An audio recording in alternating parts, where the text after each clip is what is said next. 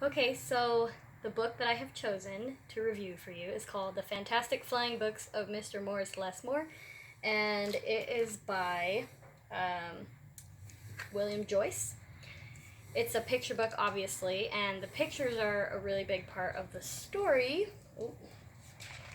So the book is about a man named Morris Lessmore and his life with books. He lives his life loving words, stories, and books, and it says here his life was a book of his own writing, one orderly page after another. He would open it every morning and write of his joys and sorrows, of all that he knew and everything that he hoped for. It's a really promising beginning. And then the very next page it says, but every story has its upsets. Um, much like our lives sometimes. This is kind of what it feels like when we go through something that turns our world upside down, right? And I love how the illustrator conveys that in a very literal way to the child reader, because that's kind of how they think and that's how they take things. Like here, where this house is literally upside down. It helps draw them into the story and helps them understand in their way what's going on for him. Um, so a lot happens throughout, and about how he gets to this place where it is basically a library, and he becomes a librarian. But they don't say the word librarian in it. It's just a feeling that's conveyed. Um, and throughout the book, I love this that the books in it have personalities and are friends to him. They don't talk, and they just kind of are there, and they are there for him. And so I feel like so many of us have felt that way about a book. And the story conveys that feeling of friendship and comfort that a good book can provide. I love it so much. Um, and so here he comes to the library. I love the way that the illustrator um, makes us feel through the pictures, the inviting feeling that he has when he comes to the library. He uses contrast, a lot of light and soft shadows, and the books fly around inviting him to read.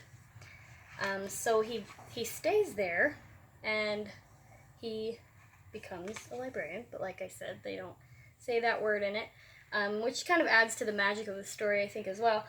He dances with the books, and he reads them, and he takes care of them when they're sick or broken. Um, and he, oh yes, so he also gets lost in these books, and this is something else I love about the literal nature of the book. Really speaks to children because of showing what it might physically be like to be lost in a book. Again, a feeling that we probably all know pretty well. Um, Another thing I love, oh, and then he starts to share the stories with others, which brings light into their life, as you can see. And you can feel what books are doing for him and for people he shares them with.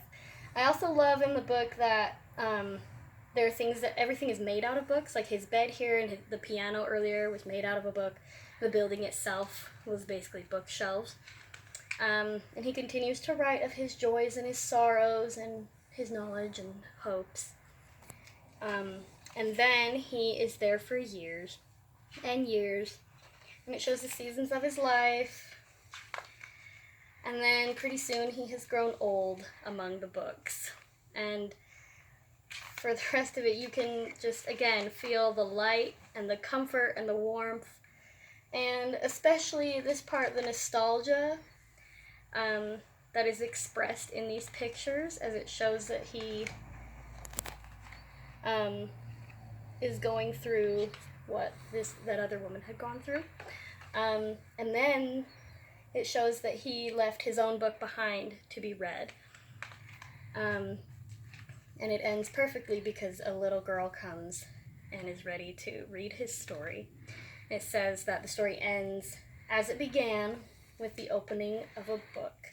And that's the last word, but then still the illustrator takes us into the book and shows us, makes us feel like we are her opening the book and reading his story.